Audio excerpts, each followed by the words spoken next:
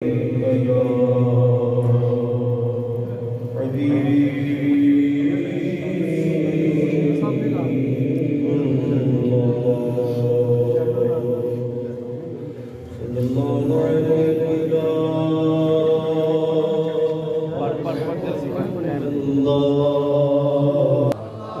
لله نحمده ونستعينه ونستغفره ونؤمن به ونتوكل عليه ونعوذ بالله من شرور أنفسنا ومن سيئات أعمالنا من يهده الله فلا مضل له ومن يضلله فلا هادي له ونشهد أن لا إله إلا الله وحده لا شريك له لا ند له ولا ضد له ولا مثل له ولا مثال له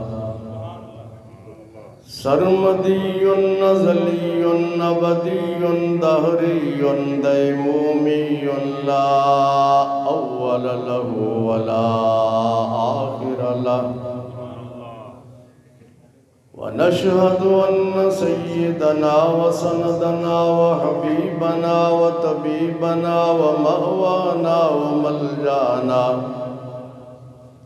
در الله المخزون سر الله المكنون نور الأفئدة والعيون سرور القلب المحزون عالم ما كان وما يكون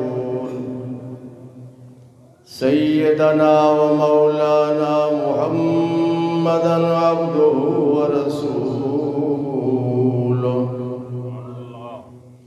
أما بعد فأعوذ بالله من الشيطان الرجيم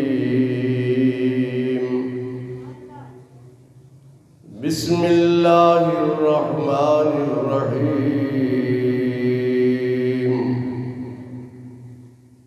ومن يطع الله ورسوله فقد فاز فوزا عظيما صدق الله مولانا العظيم وبلغنا رسوله النبي الأمين الكريم محبت کے ساتھ بلند آواز سے درود پاک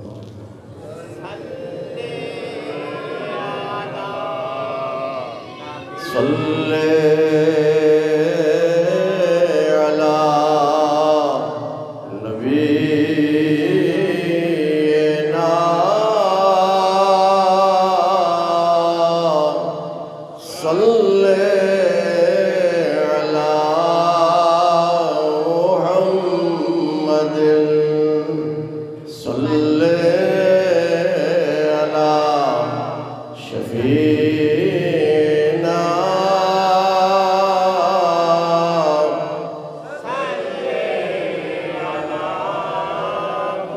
بلغ العلا بكماله كشف الدجى بجماله حصلت جميع خصاله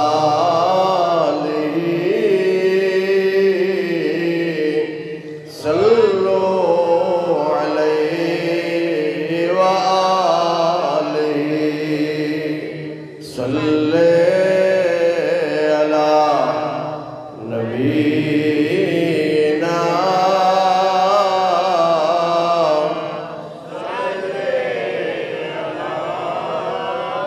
وہ کمال حسن حضور ہے کہ گمان نقص جہاں نہیں یہی پھول خار سے دور ہے یہی شمع ہے کہ گواہ نہیں صلی علی نبینا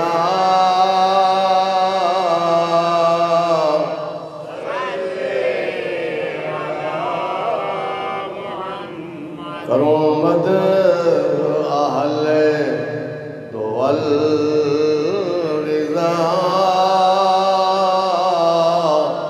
پڑے اس بلا میں میری بلا میں گدا ہوں اپنے کریم کا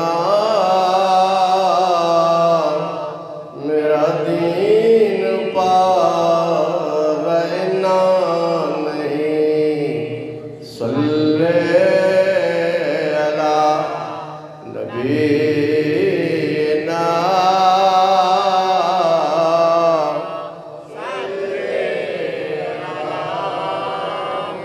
صلی علی شفینا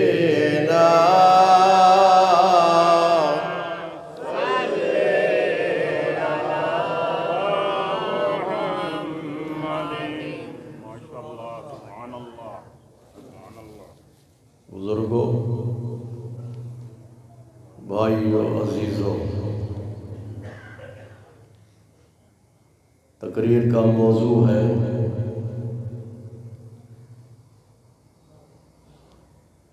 کامیابی کا نسخہ۔ کیا کہا میں نے؟ یہ جتنے بھی آپ بیٹھے ہیں، آپ کا کوئی نہ کوئی مقصد تو ہے نا، جس میں آپ چاہتے ہیں کہ ہمیں کامیابی ملے۔ طالب علم بیٹھے ہیں تو وہ چاہتے ہیں کہ ہمیں تعلیم میں، امتحان میں کامیابی ہو۔ دکاندار بیٹھے ہیں تو وہ چاہتے ہیں کہ کاروبار میں کامیابی ہو۔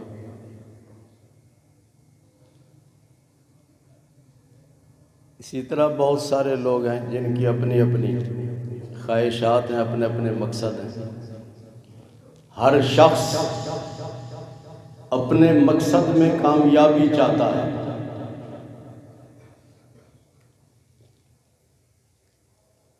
کامیاب ہونے کے لیے ہم اللہ تعالیٰ سے عرض کرتے ہیں، یا اللہ ہمیں وہ نسخہ بتاؤ، ہمیں وہ طریقہ بتاؤ جس پر عمل کرنے سے ہمیں دنیا میں بھی کامیابی ملے، قبر میں بھی کامیابی ملے اور آخرت میں بھی کامیابی ملے۔ ہے خواہش کہ نہیں؟ جی، اللہ ارشاد فرماتا ہے، وَمَن يُطِعِ اللَّهَ وَرَسُولَهُ فَقَدْ فَازَ فَوْزًا عَظِيمًا۔ اللہ کی بات مانو، اللہ کے رسول کی بات مانو تو تمہیں صرف کامیابی نہیں ملے گی بلکہ فرمایا بہت بڑی کامیابی ملے گی۔ جی کیا فرمایا؟ اللہ کی بات مانو، اللہ کے رسول کی بات مانو تو تمہیں بہت بڑی، بیٹا باپ کی بات مانے گا تو اس کو جائیداد میں سے حصہ ملے گا کہ نہیں؟ بیٹا بیٹی تعلیم حاصل کر رہے ہیں، اپنے ماں باپ کی بات مانیں گے تو تعلیم میں کامیابی ہوگی۔ کاروبار کرنے والا شخص اللہ رسول کی تعلیمات پہ عمل کرے گا تو اللہ تعالیٰ اس کو کامیابی عطا کرے گا۔ ہم صرف نام کے مسلمان ہیں، عمل کے مسلمان نہیں۔ اللہ نے 5 وقت نماز فرض کی، ہم نہیں پڑھتے۔ روزے فرض کیے، ہم روزے نہیں رکھتے۔ حج فرض کیا، فرض ہونے کے باوجود ہم حج نہیں کرتے۔ زکوٰۃ فرض کی، فرض ہونے کے باوجود زکوٰۃ نہیں دیتے۔ اللہ کے رسول صلی اللہ علیہ وسلم پر 6 نمازیں فرض تھیں، ہم پر کتنی فرض ہیں؟ اور حضور صلی اللہ علیہ وسلم پر حاجی رفیق کتنی؟ 6 رکعت، 6 فرض تھے، 5 تو یہ نمازیں فجر، ظہر، عصر، مغرب، عشاء اور تہجد، کیا یہ آپ پر فرض تھی، ہم پر فرض نہیں، ہمارے لیے سنت ہے، ہمارے لیے سنت ہے، لیکن اس کی شان اور اس کی عظمت بہت بلند ہے تہجد کی۔ حضرت جنید بغدادی رحمۃ اللہ علیہ، حضرت داتا گنج بخش رحمۃ اللہ علیہ کے پیروں میں شامل ہیں، ان کے مرشد میں شامل ہیں، مرشدوں کی جو لسٹ ہے، ان کے پیروں کی جو لسٹ ہے، اس میں حضرت جنید بغدادی کا نام آتا ہے۔ بہت بڑے ولی اللہ گزرے، آپ کا وصال ہو گیا، کسی نے خواب میں زیارت کی، پوچھا حضرت قبر کا حال سناؤ، قبر میں کیسا وقت گزر رہا ہے؟ قبر میں جائیں گے کہ نہیں جائیں گے؟ جی، اور قبر میں اللہ عذاب بھی دیتا ہے، نعمتیں بھی دیتا ہے۔ گناہگار شخص کو عذاب ہوگا اور نیک آدمی کو عذاب نہیں ہوگا، اللہ تعالیٰ کی نعمتیں عطا کی جائیں۔ حضرت جنید بغدادی سے پوچھا، حضرت بتائیں کیسا وقت گزر رہا ہے؟ آپ نے ارشاد فرمایا کہ اللہ تعالیٰ نے مجھ پر بہت بڑا کرم فرمایا، قبر کے عذاب سے، جہنم کے عذاب سے مجھے نجات عطا کی ہے۔ اس کو سیدھے ہو کے بیٹھو اور توجہ سے سنو۔ حضرت یہ آپ کو اللہ تعالیٰ نے یہ انعام کیسے دیا قبر میں؟ تو آپ نے ارشاد فرمایا، میں نے بہت زیادہ عبادت کی، لیاقت، نمازیں پڑھی، روزے رکھے، حج کیے، زکوٰۃ دی، صدقہ خیرات کیا، ان میں سے کسی عبادت نے، کوئی عبادت میرے کام نہیں آئی، کوئی عبادت، صرف وہ چند رکعتیں کامیاب، انہوں نے مجھے کامیاب کیا، وہ میرے کام آئی، جو رات کو نیند کے بعد میں اٹھ کر وہ رکعت ادا کرتا تھا۔ وہ کون سی رکعتیں تھیں؟ تہجد کی۔ نیند بڑی پیاری ہوتی ہے کہ نہیں؟ اللہ چاہتا ہے میرے راستے میں ہر پیاری چیز کو قربان کر دو۔ مجھے خوش کرنا چاہتے ہو، مجھے راضی کرنا چاہتے ہو، تو اپنی ہر پیاری چیز کو مجھ پر قربان کر دو۔ نیند پیاری ہوتی ہے، لیکن جب جاگ آدمی کو ہو جاتی ہے تو اس وقت دل میں خیال آتا ہے کہ بھئی اٹھ جا، وضو کر اور نماز، تہجد کی نماز پڑھ۔ تو مقصد یہ ہے کہ اللہ اور اس کے رسول نے جو حکم دیا اس پہ عمل کر، تو دنیا میں بھی کامیاب ہے، قبر میں بھی کامیاب ہے، آخرت میں بھی کامیاب ہے۔ پھر اس کامیابی کی ایک صورت یہ بھی ہوتی ہے کہ آدمی کی روحانیت بلند ہو جاتی ہے۔ ولی بنتے ہیں، ان کی جب روحانیت اعلیٰ مقام پہ پہنچ جاتی ہے پھر وہ ولی بنتا ہے۔ جب بندہ اللہ کے احکامات پر عمل کرتا ہے، رسول اللہ کی تعلیمات پر عمل کرتا ہے، آپ کی سنتوں پر عمل کرتا ہے، آپ کے اسوہ حسنہ پر عمل کرتا ہے، تو رب کائنات اس کی روح کو بلند کر دیتا ہے۔ جب روح بلند ہو جاتی ہے، روح اور ہر قسم کی بیماری سے پاک ہو جاتی ہے، وہ اللہ کا بندہ بن جاتا ہے، وہ اللہ کا بندہ بن جاتا ہے۔ من کان للہ کان اللہ لہ، جو اللہ کا ہو جاتا ہے پھر اللہ اس کا ہو جاتا ہے۔ جو اللہ کا ہو جاتا ہے کیا مطلب؟ کہ اللہ کی ہر بات پہ وہ عمل کرتا ہے، پھر اللہ اس کا ہو جاتا ہے، اور جب اللہ اس کا ہو گیا تو ساری کائنات اس کی ہو جاتی ہے۔ سمجھ لیا؟ پھر بادل بھی اس کے تابع، جنات بھی اس کے تابع، انسان بھی اس کے تابع، ہوا بھی اس کے تابع، پرندے بھی اس کے تابع، درندے بھی اس کے تابع، جانور بھی اس کے تابع، خونخوار جانور بھی اس کے تابع، ساری کائنات اس کے تابع ہو جاتی ہے۔ جس نے اللہ کی بات مانی، اللہ کی باتوں پہ عمل کیا تو اس کی روح بلند ہو جاتی ہے۔ جب روح بلند ہو جاتی ہے تو ساری کائنات اس کے تابع ہو جاتی ہے۔ ایک ولی اللہ گزرے، عبداللہ بن زید ان کا نام تھا۔ کیا نام تھا؟ عبداللہ بن زید۔ بوڑھے ہو گئے، شادی نہیں کی۔ جی بوڑھے ہو گئے، شادی نہیں کی۔ کچھ لوگوں کو شادیاں کرنے کا بڑا شوق ہوتا ہے، وہ بوڑھے ہو گئے، شادی نہیں کی، عبادت گزار تھے، تہجد گزار تھے۔ تو ایک دن وہ حدیث پاک پڑھ رہے تھے، ایک حدیث پڑھ رہے تھے۔ وہ حدیث یہ تھی کہ حضور صلی اللہ علیہ وسلم نے ارشاد فرمایا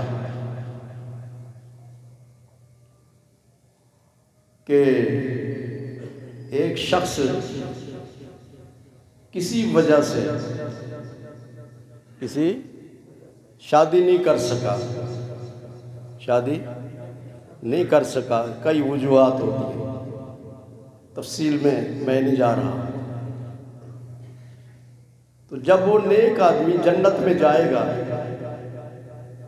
جنت میں جائے گا تو اللہ تبارک و تعالی دنیا کی ایک خاتون کے ساتھ جنت میں اس کا نکاح کرے گا۔ جنت میں اس خاتون کے ساتھ اس کا نکاح کر دیا جائے گا، یعنی حوریں بھی اس کی ہوں گی بیویاں، لیکن دنیا کی ایک خاتون کے ساتھ اس کا اللہ تعالیٰ نکاح کر دے گا جنت میں۔ حالانکہ دنیا میں تو اس نے شادی نہیں کی، دنیا میں تو وہ جو بزرگ تھے انہوں نے سوچا کہ میں نے دنیا میں تو شادی نہیں کی، تو جنت میں میری کون سی بیوی ہوگی؟ جنت میں یہ ان کے دماغ میں خیال آیا۔ تہجد پڑھنے کے بعد انہوں نے دعا مانگی کہ یا اللہ، جو جنت میں میری بیوی بننے والی ہے مجھے اس کی زیارت کروا دے، میں اسے دیکھنا چاہتا ہوں۔ اس دن دعا قبول نہ ہوئی، پھر دوسرے دن پھر تہجد پڑھ کے دعا کی، پھر بھی دعا قبول نہیں ہوئی۔ تیسرے دن تہجد پڑھ کے انہوں نے دعا کی، دعا کرنے کے بعد سو گئے۔ خواب میں انہوں نے ایک خاتون کو دیکھا، ایک جو بالکل سیاہ رنگ کی تھی، تو اس نے کہا میں حبشہ کی رہنے والی ہوں، حضرت بلال حبشی کے ملک کے ساتھ میرا تعلق ہے۔ حبشہ کالی تھی، اس نے کہا میرا نام میمونہ ولید ہے، کیا؟ اور میں بصرہ کی رہنے والی ہوں۔ بصرہ جانتے ہیں؟ یاسر صاحب یہ کہاں ہے شہر؟ جی بغداد نہیں، عراق میں۔ کہاں؟ عراق کا شہر ہے بصرہ اور کوفہ، بغداد بھی، کربلا معلی بھی، یہ سب عراق کے شہر ہیں۔ میرا نام میمونہ ولید ہے، بصرہ میں رہتی ہوں اور حبشہ سے میرا تعلق ہے۔ بس اتنی۔ صبح کی نماز پڑھی، نماز پڑھنے کے بعد اپنی گھوڑا، اس وقت سواری یہ تھی گھوڑا یا اونٹ، اس پہ روانہ ہو، کسی کو نہیں بتایا کہاں جا رہے ہیں۔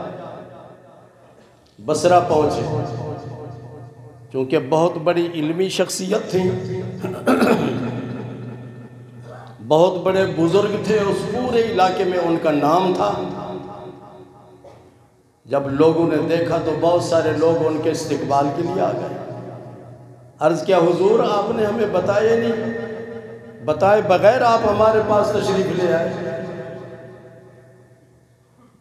تو آپ نے فرمایا کہ ہاں مجھے ضروری کام تھا جس لیے میں آیا ہوں۔ پوچھا کیا کام ہے حضرت؟ آپ نے فرمایا مجھے یہ بتاؤ کہ اس بصرہ میں میمونہ ولید رہتی ہے؟ انہوں نے کہا حضرت آپ کیوں پوچھ رہے ہیں؟ آپ نے فرمایا میں ان سے ملاقات کرنا چاہتا ہوں۔ عرض کرتے ہیں حضور وہ تو دیوانی ہے، وہ تو پاگل ہے، آپ اس کو کیوں ملنا چاہتے ہیں اس سے؟ تو آپ نے ارشاد فرمایا تم کیسے کہتے ہو منظور کہ وہ دیوانی ہے؟ تمہارے پاس کیا دلیل ہے کہ وہ دیوانی ہے، پاگل ہے؟ انہوں نے کہا جب کوئی آدمی ہنس رہا ہو، کوئی آدمی جیسے آپ لوگ ہنستے ہیں، جب آدمی ہنس رہا ہو تو اس ہنسنے والے کو دیکھ کر روتی ہے، دیکھ کر روتی ہے، اور اگر کوئی رو رہا ہو تو وہ ہنستی ہے۔ آپ نے ارشاد فرمایا اچھا وہ کیا کرتی ہے؟ اس کے معمولات کیا ہیں؟ انہوں نے کہا حضرت وہ ہماری بکریاں چراتی ہے، ہم اس کو پیسے دیتے ہیں، وہ ہماری بکریاں چلاتی ہے۔ تو آپ نے فرمایا ٹھیک ہے میں اس سے ملاقات کرنا چاہتا ہوں، مجھے بتاؤ وہ کہاں ہے؟ تو انہوں نے کہا کہ شام کو واپس آئے گی، عصر کی نماز کے بعد پھر آپ کی ملاقات کروا دیں گے۔ آپ نے فرمایا نہیں میں وقت نہیں ضائع کرنا چاہتا، مجھے ابھی بتاؤ کہ وہ کس جگہ ہے۔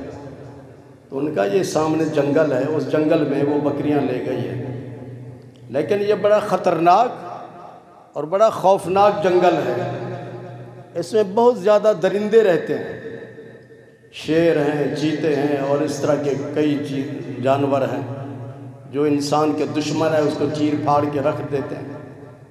آپ نے فرمایا مجھے بتاؤ کہاں ہے؟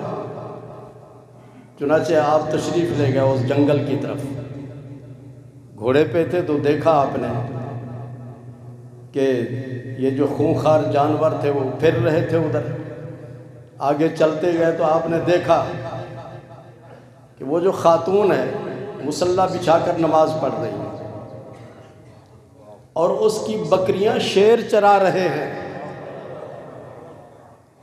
جی شیر کی غذا ہے بکری، اس کی غذا ہے بکری، لیکن وہ شیر چرا رہا ہے۔ بکریوں کی تو عادت ہے اچھل کو ہوتی، کبھی ادھر کبھی ادھر، تو جب وہ ادھر ادھر جاتی تھی تو وہ شیر ان کو ہانک کے پھر اپنی جگہ پہ لے کے آتا تھا، اور یہ نماز میں مصروف تھی۔ یہ حیران ہو گئے، یہ عجیب سلسلہ ہے کہ شیر تو انسان کا بھی دشمن، ان جانوروں کا بھی دشمن بکریوں کا، اور وہ اس نے ان کے ساتھ صلح کی ہو یا ان کی حفاظت کر رہا ہے۔ حضرت داتا صاحب نے بھی ایک واقعہ کشف المحجوب شریف میں نقل کیا ہے۔ آپ وہاں کھڑے رہے، انتظار کرتے رہے کہ وہ خاتون سلام پھیرے، پھر میں اس سے پوچھوں گا۔ جب انہوں نے سلام پھیرا تو انہوں نے کہا عبداللہ کیا حال ہے آپ کا؟ آپ کیوں آئے یہاں میرے پاس؟ حضرت عبداللہ نے کہا پہلے آپ میرے سوال کا جواب دیں، آپ کو کیسے پتا چلا کہ میرا نام عبداللہ ہے؟ جی اس نے کہا کہ جس نے تمہیں بھیجا ہے اس نے مجھے بتایا کہ عبداللہ تمہارے پاس آ رہا ہے۔ آپ نے فرمایا دوسرا سوال یہ ہے کہ یہ جو شیر ہے یہ تو بکریوں کو کھا جاتا ہے، انسان کو بھی کھا جاتا ہے، اور تم بڑے سکون کے ساتھ نماز پڑھ رہے ہو، نہ تجھے اس نے تکلیف پہنچائی، نہ تمہاری بکریوں کو، بلکہ بکریوں کو چرا رہا ہے، اس کی حفاظت کر رہا ہے، یہ کیا چکر ہے؟ تو میمونہ ولید نے کہا جب سے میں نے اللہ کے ساتھ صلح کی ہے، جب سے میں نے اللہ تعالیٰ کے ساتھ صلح کی ہے تو ان خونخوار جانوروں نے میرے ساتھ اور میری بکریوں کے ساتھ بھی صلح کر لی ہے۔ جب انسان کی روحانیت بلند ہو جاتی ہے، ولایت کے منصب پر فائز ہو جاتا ہے، تو اللہ تعالیٰ ان تمام جانوروں کو اور تمام مخلوق کو اس کے تابع کر دیتا ہے۔ یہ انسان کا کمال نہیں ہے، انسان کے اندر جو جذبہ اطاعت ہے، فرما برداری کا جو جذبہ ہے کہ اگر میرا قدم اٹھتا ہے تو اللہ کی فرما برداری میں اٹھنا چاہیے، بولتا ہے تو اللہ کی فرما برداری میں، کھاتا ہے تو اللہ کی فرما برداری میں، پیتا ہے تو اللہ کی فرما برداری میں۔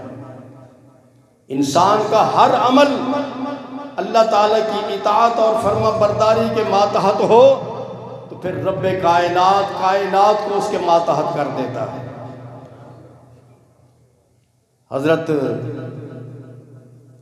غوث پاک رضی اللہ تعالیٰ عنہ آپ تقریر کر رہے ہیں، ہزاروں کا مجمع ہے، تو آپ خطاب کر رہے ہیں، اس وقت لاؤڈ سپیکر نہیں تھا، آپ کی کرامت تھی کہ جس طرح نزدیک بیٹھنے والا آپ کی آواز کو سن رہا ہوتا تھا، ہزاروں کی تعداد میں آخری صف پہ جو آدمی بیٹھا ہے وہ اسی طرح آپ کی آواز کو سن رہا ہے۔ دور تک آواز آہستہ ہو جاتی ہے، خطاب کر رہے ہیں، کوئی شامیانہ وغیرہ نہیں لگا ہوا، بارش برسنی شروع ہو گئی، بارش برسنی شروع ہو گئی۔ حضرت غوث پاک رضی اللہ تعالیٰ عنہ نے دیکھا اپنے حاضرین کو، انہوں نے اوپر دیکھنا شروع کر دیا، کسی نے اوپر، کسی نے ادھر، کسی نے ادھر، آپ کی طرف ان کی توجہ ہٹ گئی کہ نہیں، اگر آپ آپس میں گفتگو کریں اور میری طرف آپ کی توجہ نہ ہو تو مجھے بڑا احساس ہوگا اس بات کا کہ بھی یہ تو ٹھیک نہیں ہے، میں بول رہا ہوں اور یہ میری بات توجہ سے نہیں سن رہے، میں محسوس کرتا ہوں وہ تو غوث پاک ہیں۔ آپ نے دیکھا کہ لوگ بارش کی طرف متوجہ ہو رہے ہیں اور میری طرف ان کی توجہ نہیں، جلال میں آ گئے۔ آپ ارشاد فرماتے ہیں انا اجمع وانت تفرق، لیاقت بادل کو کہا، کس کو؟ بادل کو کہا کہ تمہیں معلوم نہیں میں ان تمام لوگوں کو اکٹھا کرتا ہوں کہ اللہ اور اس کے رسول کی باتیں سنو، اور تو ان کو بھگاتا ہے، لوگوں کو منتشر کرتا ہے، میں ان کو اکٹھا کرتا ہوں، تو ان کو منتشر کرتا ہے۔ یہ کہنا ہی تھا کہ بارش رک گئی، بارش رک گئی۔ اللہ کے نیک بندے بادلوں پر بھی حکومت کرتے ہیں، اور کیوں نہ کریں کہ اللہ کے رسول کے وہ غلام ہیں، اور اللہ کے رسول کو اللہ نے یہ معجزہ عطا کیا تھا۔ جمعہ کا خطبہ دے رہے ہیں حضور صلی اللہ علیہ وسلم، تو صحابہ نے عرض کی، ایک صحابی عرض کرتا، یا رسول اللہ ہلاکت الاموال والانفس، جانور مر رہے ہیں، انسان بھی مر رہے ہیں، خشک سالی ہے، بارش نہیں ہو رہی۔ ہم پڑھتے ہیں نا نماز استسقاء، گھاس وغیرہ نہیں اگتا، بڑی تکلیف ہو جاتی ہے، تو حضور صلی اللہ علیہ وسلم سے عرض کرتا ہے، آپ نے یہ نہیں فرمایا کہ مجھے کیوں کہتے ہو، اللہ سے مانگو۔ کہتے ہیں نا مولوی آج کل کے کہ مانگنا ہے تو اللہ سے مانگو، کسی اور سے نہ مانگو، یونس۔ لیکن صحابہ کو جب بھی کوئی پریشانی ہوتی تھی وہ آقا کے آستانے پہ حاضر ہوتے تو پریشانیاں دور ہو جاتی۔ صحابی عرض کرتا ہے، یا رسول اللہ خشک سالی کی وجہ سے ہلاکت الاموال والانفس، انسان بھی مر رہے ہیں، جانور بھی مر رہے ہیں، مہربانی کریں۔ آپ نے دعا کے لیے ہاتھ اٹھائے، یا اللہ ہمیں بارش عطا فرما۔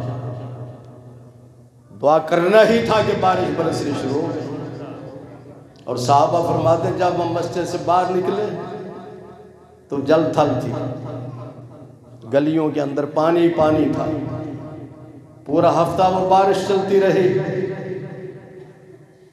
اگلے جمعہ پھر حضور صلی اللہ علیہ وسلم جب خطبہ دے رہے تھے، پھر صحابی نے کھڑے ہو کے عرض کیا، ہلاکت الاموال والانفس، یا اللہ سیلاب آ چکا ہے، بارش بہت زیادہ ہو گئی، بربادی ہو رہی ہے۔ بارش رحمت بھی ہوتی ہے اور بارش زحمت بھی ہوتی ہے، جب سیلاب بن جائے تو پھر زحمت بن جاتی ہے۔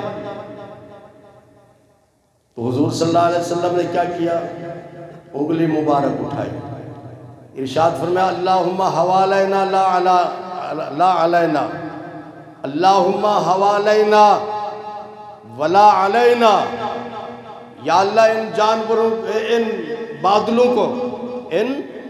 بادلوں کو ہمارے ارد گرد پھیلا دے، مدینہ منورہ سے یہ چلے جائیں اور وہاں جا کر بارش برسائیں۔ صحابہ فرماتے ہیں آپ کی انگلی مبارک جس طرف جاتی تھی بادل اسی طرف جاتا تھا۔ جس نے اللہ کو مانا، جس نے کیا مانا، ماننے کا مطلب کیا ہے کہ جس نے اللہ اور اس کے رسول کی ہر بات پر عمل کیا، ساری کائنات اس کے تابع ہو جاتی ہے، ساری کائنات اس کے تابع ہو جاتی ہے۔ من کان للہ کان اللہ لہ۔ تو کامیابی کا نسخہ قرآن نے کیا بیان کیا؟ ہر شخص کے دل میں یہ خواہش ہوتی ہے کہ میں اپنے مقصد میں کامیاب ہو جاؤں، تو قرآن نے نسخہ بتایا کہ تو اللہ کی بات مان، اللہ کے رسول کی بات مان۔ ماننے کا کیا مطلب کہ ان کی باتوں پہ عمل کر، باتوں پہ عمل کر۔ اب اپنے گریبان میں دیکھیں ہر شخص کہ میں کیوں ناکام ہوں، میں کیوں ناکام ہوں، اپنے مقصد میں کیوں نہیں کامیاب ہو رہا، میرے اندر کیا خامی ہے، پتہ چل جائے گا، تجھے خود ہی پتہ چل جائے گا کہ میرے اندر یہ خامی ہے، میں اللہ کی نافرمانی کر رہا ہوں، اللہ کے رسول کی نافرمانی کر رہا ہوں، جس کی وجہ سے مجھے کامیابی حاصل نہیں ہو رہی۔ کامیابی چاہتے ہو اللہ رسول کی باتوں پہ عمل کرو، اور ناکامی اگر چاہتے ہو تو پھر ٹھیک ہے، آپ اپنا راستہ لیں۔ اللہ تعالی ہم سب کو اللہ اپنی اور اپنے پیارے رسول صلی اللہ علیہ وسلم کی تعلیمات پہ، احکامات پہ عمل کی توفیق عطا فرمائے۔ وآخر دعوانا الحمدللہ رب العالمین۔